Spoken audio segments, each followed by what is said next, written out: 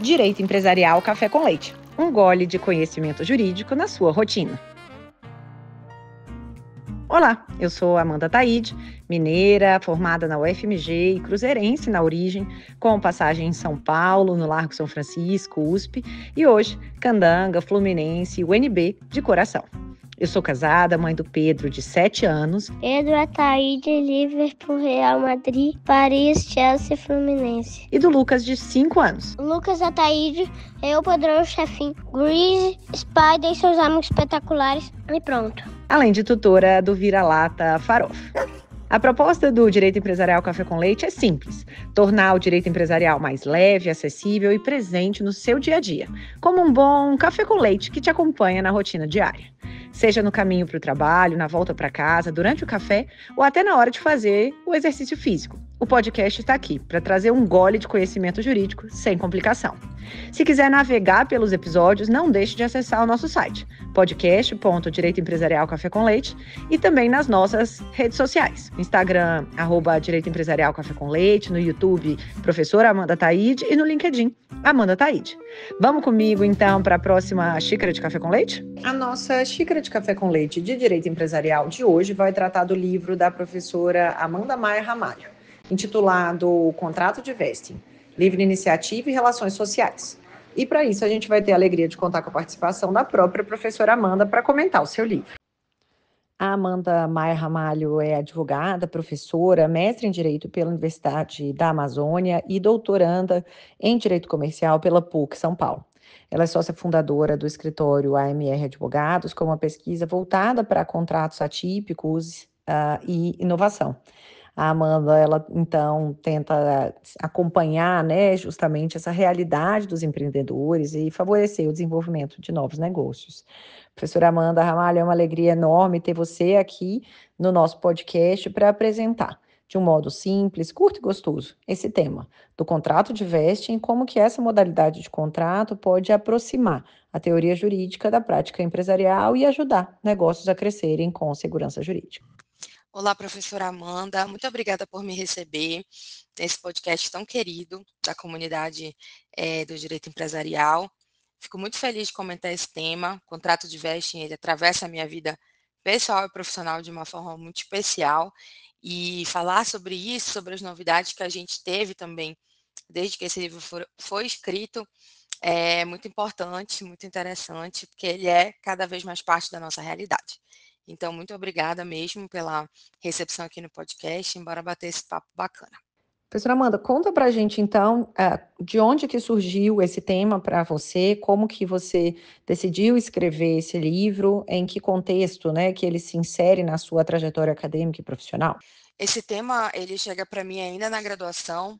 Eu sempre fui muito interessada em tecnologia, em negócios disruptivos, e acompanhar a evolução de startups era algo que eu já almejava profissionalmente. Então, acabou que eu fui entender melhor essas relações, investigar e ver o que eu poderia tirar disso para a minha pesquisa acadêmica. Então, tanto no meu TCC quanto posteriormente na minha dissertação de mestrado, eu investiguei mais a fundo esse tema, e o livro, ele é a origem da minha dissertação.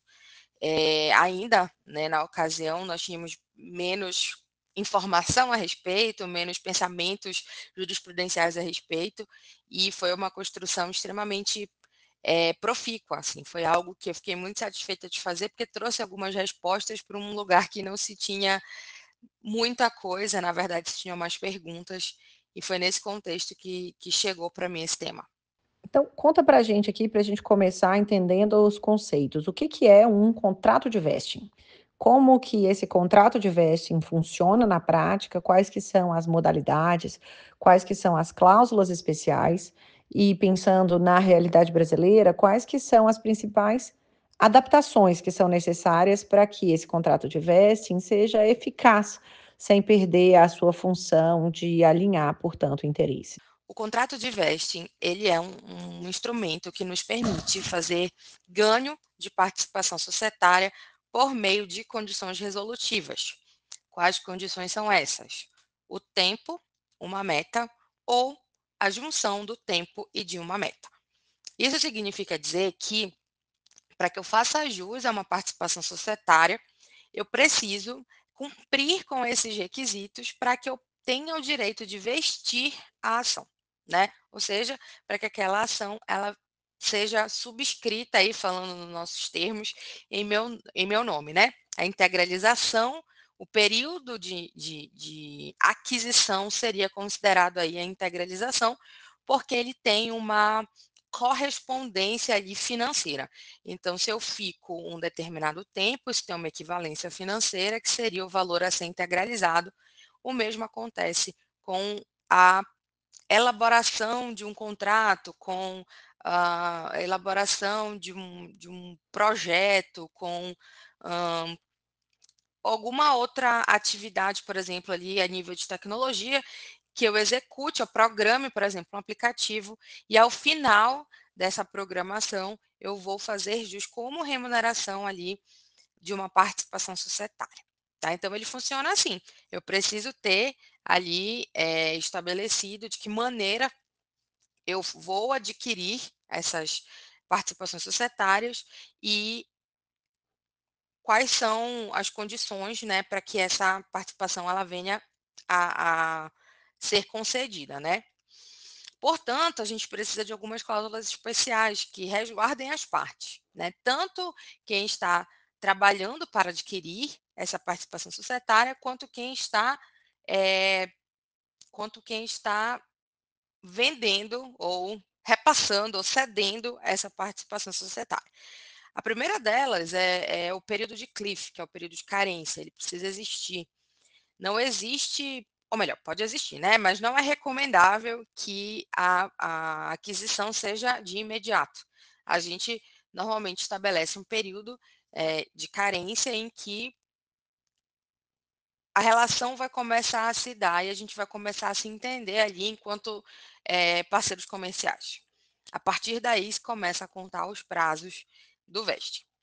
Outra cláusula extremamente importante é a do good liver e bad liver, né? Daquele que sai dessa relação numa boa e daquele que sai dessa relação com algum indício, pelo menos, de má fé. Por óbvio, uma vez que a pessoa ela já adquiriu alguma parcela da sua empresa, né, alguma parte na aquisição societária, não é interessante que alguém que saia numa situação de má fé ainda tenha uma parte da empresa. Então, a gente vai administrar essa situação de uma maneira. Outra muito diferente é quando a pessoa sai numa boa, né? Que seja por uma necessidade, que seja por um trabalho melhor, e aí a pessoa conversa numa boa e se entende ali que ela está saindo numa boa, então a gente trata de outra forma. Outra questão é o vesting reverso, né? A possibilidade da empresa readquirir suas próprias participações societárias para que a gente não tenha ali uma dispersão dessas ações, dessas cotas com pessoas estranhas, com pessoas alheias ali à sociedade. E acho que vale a pena citar mais uma, que é a da questão das cláusulas antidiluição, né? Então, a gente também tem que evitar ali que a participação societária ela seja muito dispersa, para que a gente não tenha nenhuma perda ali de controle. Por fim, mas não menos importante, é importante falar que de fato, são necessárias diversas adaptações, uma vez que o modelo ele foi importado quase que no cara crachá de um modelo americano, um sistema jurídico diferente do nosso, e que tem permissões e proibições diferentes também. Então, o vesting, por exemplo, numa limitada, ele não pode se dar da mesma maneira que ele vai se dar numa sociedade simples ou mesmo numa sociedade anônima, por próprias vedações legais, por exemplo, a aquisição de participação societária com serviço, que ocorre na limitada. Então, a gente precisa entender, primeiramente, qual é o tipo societário que se pretende, ou se é uma sociedade simples ou empresária, natureza jurídica, para que nós possamos, de fato, entender de que maneira construir esse contrato, ou essa cláusula dentro de um contrato. Outra adaptação que é importante ser feita é que no Brasil nós temos questões tributárias, previdenciárias, trabalhistas, então nós precisamos entender a maneira como esse contrato ele vai se aplicar considerando esses considerandos. A depender da maneira como ele é feito, eu posso ter sim uma incidência de tributos, eu posso ter sim uma incidência previdenciária e definitivamente, se eu não cuidar, eu posso ter a caracterização de um vínculo trabalhista. Então, eu acho que diante de todas as questões que a gente precisa pensar, essas três são, sem dúvida, as mais importantes. No seu livro, você menciona que o contrato de vesting chegou ao Brasil junto com a ascensão das startups e que foi impulsionado por marcos como a Lei Complementar 167 de 2019. Então, conta para a gente, né, quais que são essas características das startups que favorecem o uso do contrato de vesting e como que o Inova Simples contribui para dar segurança jurídica a esse modelo de contrato, na sua opinião? Bom, as startups elas têm características muito próprias no que diz respeito ao modelo de negócio, né. Eu gosto de falar que empresa é empresa de qualquer forma, né. A constituição de um negócio no Brasil vai atender ao regulamento tradicional, do Código Civil, da lei das SA, se for uma SA. De toda maneira, o que diferencia uma startup, aqui muito entre aspas, de uma empresa tradicional, é a maneira como esse negócio se desenvolve. Normalmente, né, dentro das startups, a gente está tentando melhorar algo que já existe ou, de fato, inventar algo novo. Quando a gente tenta inventar algo novo, isso significa dizer que muitas vezes, por exemplo, não pode não existir um KNAI, né, que é o código dessa atividade de forma muito específica. Pode significar dizer que a relação entre as pessoas que vão participar da construção desse novo negócio, ela não é tão clara como a relação empregado-empregador que a gente tem na consolidação das leis do trabalho. Muitas vezes, as startups elas têm base tecnológica, digo muitas vezes porque não é uma regra, né? Você pode ter uma startup aí que não tenha uma base tecnológica como cerne do negócio, né? A tecnologia ela pode ser uma maneira de favorecer que aquele negócio existe, né? Mas não necessariamente é um negócio tecnológico. São disruptivos da mesma maneira. Né? Então, vínculos formais e tradicionais como a gente conhece, às vezes eles não cabem na necessidade de uma startup, seja porque é algo extremamente inovador, seja porque a startup não tem ainda, pelo menos, condições de pagar pela mão de obra dessas pessoas de forma tradicional, seja porque todo mundo ali está investindo o seu capital intelectual de maneira sem uma remuneração, né, ali fazendo frente, pelo menos num primeiro momento, né, pode ser uma construção coletiva ali para ir para algum lugar. O Inova Simples, ele chega de forma a talvez esclarecer alguns critérios e pontuar algumas coisas que não existiam até então na nossa legislação e ajudam, de alguma forma, e aí eu não vou dizer que é a melhor ou pior forma, tá? Não é um juízo de valor, mas ajudam de alguma forma a gente ter alguma base extra, né, de legislação a nível Brasil, para que a gente possa dar um pouco mais de segurança para essas relações. E eu digo segurança no sentido de proteger o interesse do empreendedor, né? Porque o maior risco, talvez, que a gente possa ter é o trabalhista. Então, como é que eu posso garantir que a força que obriga essa relação não tem essa natureza trabalhista, e sim o affectio societatis que a gente vê dentro das relações empresariais no momento que alguém sai insatisfeito. Então, o Inova Simples ele chega como uma boa estratégia ali de fortalecer realmente esse panorama, mas ainda dependemos, né, e sempre dependeremos da boa fé mesmo, do intuito das pessoas no momento em que elas estão pactuando e a autonomia deve prevalecer. Então, a gente deve fazer todo o possível dentro da construção desse contrato para que as intenções das partes, no momento em que elas contrataram, sejam o mais claras possíveis para que a gente tente mitigar ali qualquer risco dessa natureza. Na sua pesquisa, você costura o vesting com temas mais teóricos, como a livre iniciativa, a eficácia horizontal dos direitos fundamentais. Na prática, na sua opinião, isso significa, portanto, que há limites constitucionais para a liberdade contratual no contrato de vesting? o que os operadores do direito que eventualmente queiram se utilizar de contratos de vesting precisam observar, portanto, nesse equilíbrio? Eu sou 100% a favor da liberdade de contratar e acredito que ela deve ser plena para aqueles que podem e têm condições de contratar sem nenhum tipo de assimetria de poder, assimetria jurídica, né, do conhecimento jurídico e também assimetria financeira. Óbvio que quando a gente vai pensar um instituto jurídico, infelizmente a gente tem que pensar nessa possibilidade dessas assimetrias. E considerando que tem questões tributárias, previdenciárias e trabalhistas que fazem parte de um escopo de direitos fundamentais que não podem ser violados, minha intenção com essa fala na minha pesquisa é justamente de que algo bom, né, algo que faz muito sentido para o empreendedorismo não seja maculado pela má-fé de terceiros. Ou seja, de alguma maneira eu tento mostrar que existem esses limites para que aqueles que possam pensar a usar essa estratégia, esse instrumento contratual como uma forma de burlar alguma legislação outra, como é o exemplo da trabalhista, para que não o faça. Uma vez que a primazia da realidade, ela vai funcionar, né, dentro ali de uma ação eventualmente.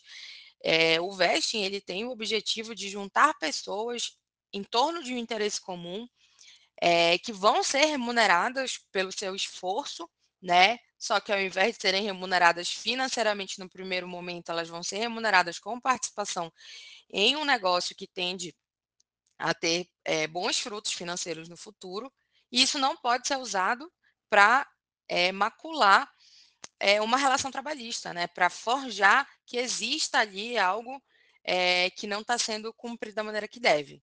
Empregado e empregador é uma relação, contrato de vesting é outra relação, contratos de investimento são outras relações.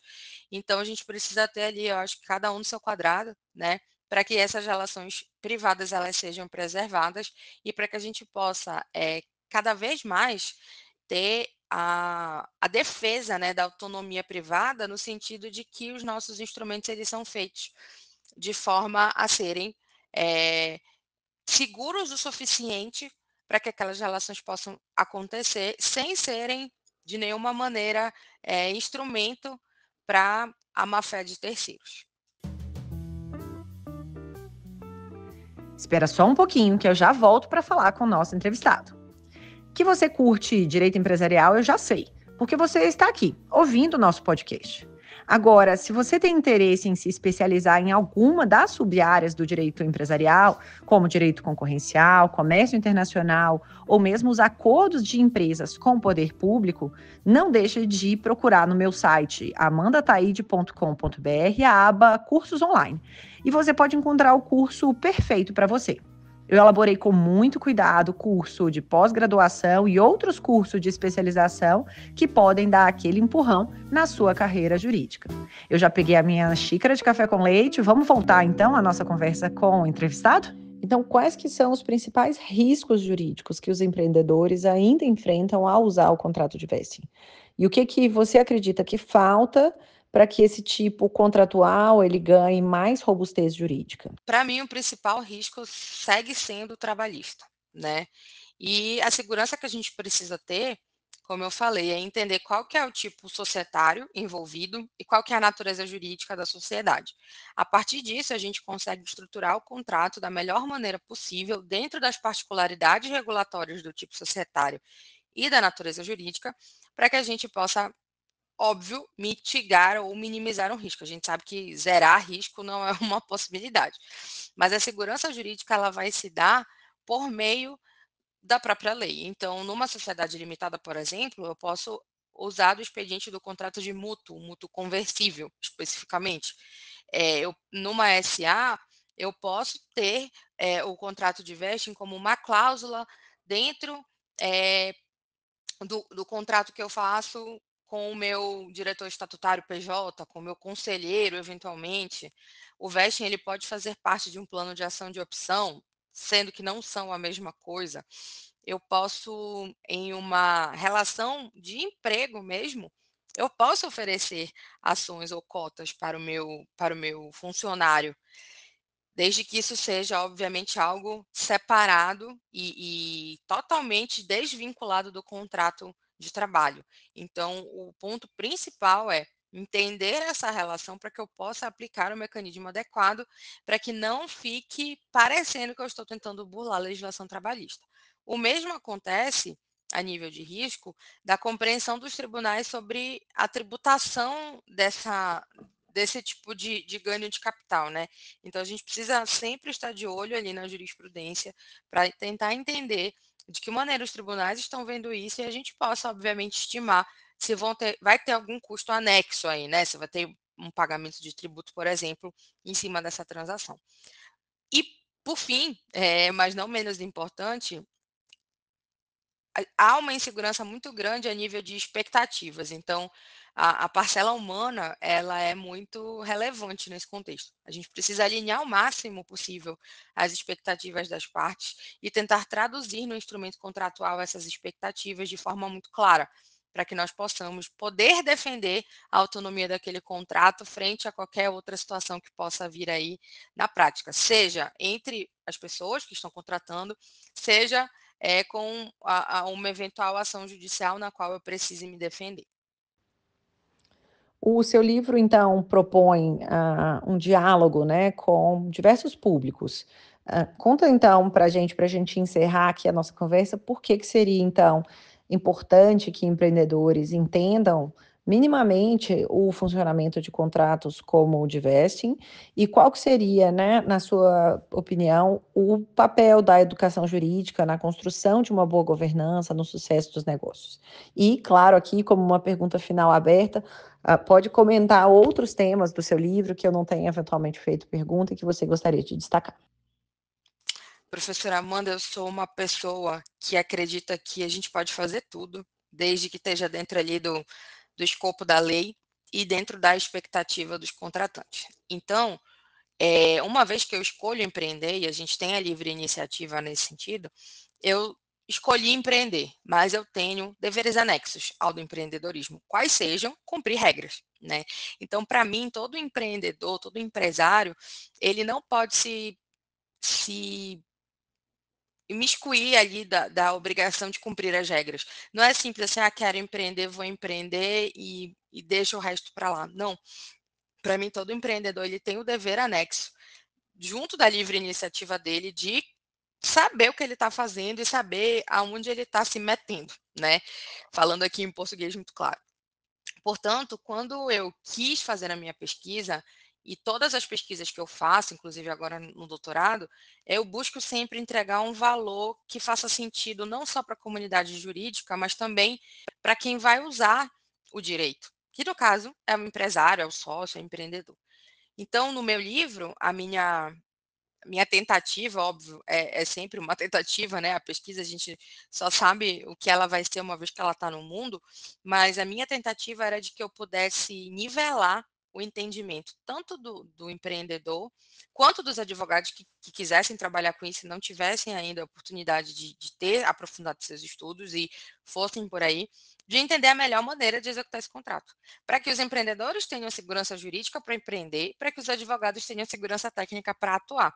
Né? E isso tudo foi fruto da minha pesquisa empírica, da minha pesquisa bibliográfica e daquilo que eu fui vendo que acontecia a nível de dificuldade. Então, quais eram as principais dúvidas, né? Quais eram as principais questões? O que estava sendo decidido à época judicialmente acerca desse tema? Então, a minha intenção ali sempre foi nivelar a compreensão, né, das partes envolvidas, então advogados e empreendedores, mas reforçar também a importância do empreendedor de saber o seu lugar de responsabilidade, não colocar tudo na mão do advogado e nem empreender de forma a não pensar nos riscos anexos à sua atividade, né? A própria atividade empresarial é uma atividade de risco. A gente não pode simplesmente pular de um penhasco sem um paraquedas. E a gente não tem como se equipar de maneira necessária e conveniente se a gente não sabe quais são os riscos que a gente está se sujeitando. Então, como professora, como pesquisadora, como empresária, que também sou em outros ramos, cada realidade de negócio, cada segmento de negócio, tem suas particularidades, né? Então, não é porque eu empreendi em alguma coisa em algum momento que eu sei tudo sobre empreender. E nem todos os contratos se aplicam a todas as relações e nem sempre as coisas são convenientes, mesmo que elas sejam muito legais.